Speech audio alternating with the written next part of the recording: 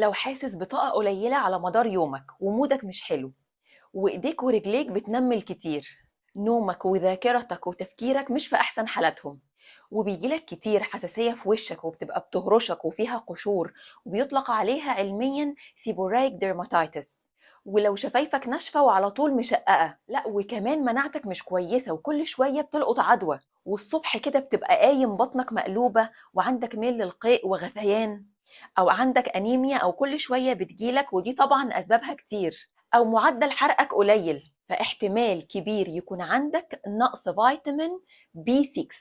الفيتامين ده بيلعب دور مهم جدا في مناعتك وشهيتك وذاكرتك ومعدل حرقك، بيساعد في تحويل الأكل لطاقة، وبيساعد كرات الدم إن هي تشيل الأكسجين لمختلف أنحاء الجسم. فيتامين بي 6 هتلاقيه في اللحوم الحمراء والطيور والأسماك، وكمان في الذرة والبسلة والبطاطس. ولو مش بتاكل الحاجات دي كلها تقدر تاخد مالتي فيتامين في فيتامين بي 6. الحد الآمن يوميا أقل من 100 مللي جرام فيتامين بي 6.